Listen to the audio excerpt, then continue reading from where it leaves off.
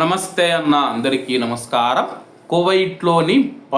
కువైట్లోని ప్రవాసులపైన ఉన్న పని నిషేధం ఎత్తివేస్తూ public authority for manpower ప్రకటించింది.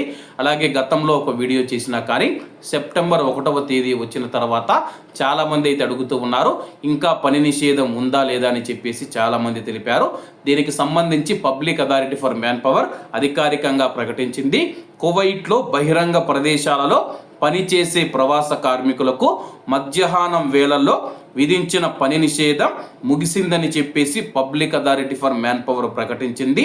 వారి భద్రతే ముఖ్యం అనే అవగాహన మరియు తనిఖీ ప్రచారాలలో భాగంగా ఈ నిషేధం జూన్ 1వ తేదీ నుంచి ఆగస్టు 31, 2025 వరకు ఉదయం 11 గంటల నుంచి సాయంత్రం 4 గంటల వరకు అమల్లో ఉందని చెప్పేసి కార్మికుల ఆరోగ్యాన్ని కాపాడటానికి గరిష్ట ఉష్ణోగ్రతల వేళల్లో బహిరంగ పనులను నిషేధించే అడ్మినిస్ట్రేటివ్ రెజల్యూషన్ నెంబర్ 535/2015కు అనుగుణంగా ఈ కాలంలో విస్తృతమైన మీడియా మరియు క్షేత్రస్థాయి తనిఖీ ప్రచారాలు నిర్వహించినట్టు public authority for manpower తాత్కాలిక director general Marzooq Taifallah Al Otaibi గారు తెలిపారు.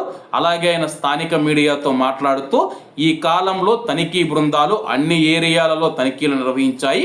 నిబంధనలను ఉల్లంఘించిన 63 చోట్ల మేము హెచ్చరికలు జారీ చేశామని చెప్పేసి, అలాగే 68 మంది ప్రవాస కార్మికులను అదుపులోకి తీసుకున్నాము. ఈ తనిఖీల సమయంలో 37 నివేదికలు కూడా నమోదయ్యాయని చెప్పేసి కార్మికుల భద్రత మరియు ప్రాజెక్టుల కొనసాగింపు మధ్య సమతుల్యతను సాధించడంలో ఈ నిర్ణయం సహాయపడుతుందని చెప్పేసి, అలాగే అంతర్జాతీయ కార్మిక ప్రమాణాలకు అనుగుణంగా ఇది ఉందని చెప్పేసి ఆల్ ఉతైబీ గారు తెలిపారు.